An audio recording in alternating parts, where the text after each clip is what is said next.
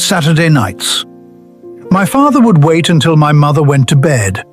Then he'd turn the volume down low, real low, and tune past all the regular stations, past the news, past the preachers, past everything proper. And somewhere out there in the static, he'd find it. A voice like nothing on American radio, half wild, half preacher, half something I still can't name. He'd look at me and say, "Don't tell anyone we listen to this." I never did, until tonight. In 1950s America, radio was safe. It was approved.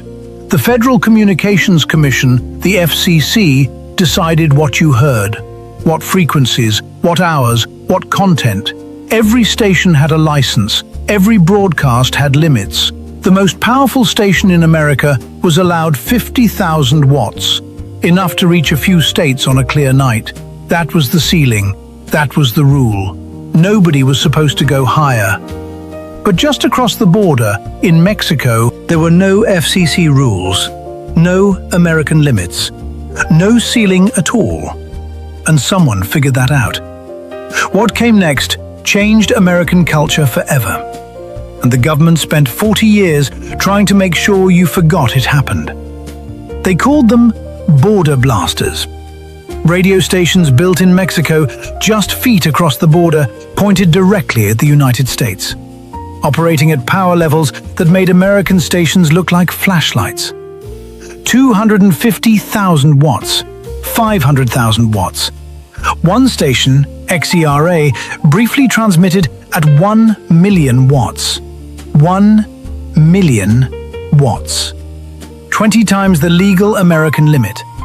On a clear night, XERF could be heard in Canada, in Alaska, in ships crossing the Atlantic Ocean.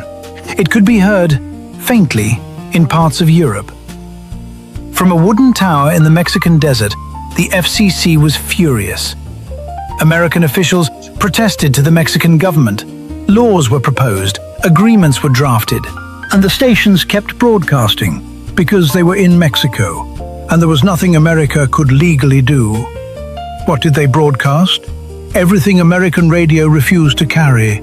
Rock and roll, years before it reached mainstream American stations. Blues music, gospel so raw and powerful it made church seem quiet. Advertisements for things the FCC would never approve. Patent medicines, miracle cures, autographed photos of Jesus Christ, baby chicks delivered by mail, correspondence Bible colleges offering degrees in 6 weeks. It was loud, it was strange, it was everything official America said you shouldn't hear. And 60 million people listened every single night. Quick riddle. I spoke to 60 million Americans every night. No government approved me, no license covered me. I played what they banned and sold what they wouldn't allow. I came from across the border, but I lived in every American home. Who am I? Stay with me. By the 1960s, the most famous voice on Border Blaster radio had no name. He called himself the Wolfman, and he howled, literally howled, into a microphone in a concrete bunker in Ciudad Acuña, Mexico, broadcasting on XERF at 250,000 watts. His real name was Robert Smith, a kid from Brooklyn who taught himself to DJ by listening to black radio stations as a teenager. The same stations white-owned American radio refused to play. He took everything he learned and pointed it at America from across the border. And America went absolutely wild. If you saw the film American Graffiti, you heard Wolfman Jack. His voice is woven through the entire film, because that is what it was actually like. His voice was everywhere, in bedrooms in Alabama, in farm trucks in Iowa, in diners in Oregon. A voice from Mexico that somehow felt more American than anything on official American radio. He became so famous, so mythologized, that for years, nobody knew who he was. Was he black? White? Young? Old? He kept it a mystery deliberately, because the mystery was part of the power. a voice without a face coming out of the dark from somewhere south of everything official. The riddle answer: XERF, the Border Blasters, and the Wolfman. But Wolfman Jack didn't invent the Border Blasters. That was someone else entirely. A man who may be the strangest figure in American broadcasting history. His name was John Romulus Brinkley, and he was, depending on who you ask, either a visionary genius or the greatest conman the American airwaves ever produced. Possibly both. In the 1920s, Brinkley built a radio station in Milford, Kansas. He used it to advertise his medical practice. His speciality, and I want you to understand that this is completely real, was transplanting goat glands into men. He claimed it restored youth, cured disease, reversed aging. Thousands of Americans paid him for the procedure. The American Medical Association called him a fraud. The FCC revoked his broadcast license. Kansas tried to revoke his medical license, and so Brinkley did what any reasonable man would do. He moved to Del Rio, Texas, right on the Mexican border, built a transmitter across the river in Villa Acuna, and started broadcasting at 75,000 watts directly into the United States. He called his station XERA, and he broadcast his goat gland advertisements to the entire North American continent. He eventually pushed the transmitter to 1 million watts.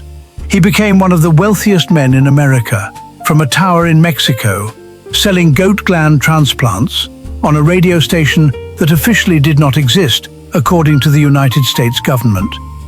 The Border Blasters are mostly gone now. The US and Mexico finally signed broadcast agreements in the 1980s. The giant towers were dismantled. The frequencies were reassigned. The voices went quiet. But here is what I want you to sit with. For roughly 50 years, from the 1930s to the 1980s, there existed a parallel radio universe, a shadow broadcast network that reached more Americans than most official stations, that played music the establishment had banned, that gave a voice to performers, preachers, salesmen, and showmen who couldn't get on approved American air, that was heard by presidents and farmers and teenagers and grandmothers and truck drivers and insomniacs in equal measure. It was completely unofficial, largely unregulated, and it shaped American culture more than most people alive today realize. Rock and roll found its first mass audience on Border Blaster radio, not on the FCC-approved stations that came later. Wolfman Jack, whom millions of Americans thought was a myth, a ghost, a rumor, was a real man in a concrete room in Mexico playing records nobody else would play. The independent spirit, the refusal to be silenced, the belief that if you aimed your antenna in the right direction, you could reach anyone. Those are American ideas, and they came from across the border, in the dark, at frequencies nobody was supposed to reach. My father passed away in 1987. He never talked much about those Saturday nights, but the year before he died, he told me something I've never forgotten. He said, "The best things I ever heard on a radio weren't supposed to be there." I've spent a lot of years thinking about what he meant by that.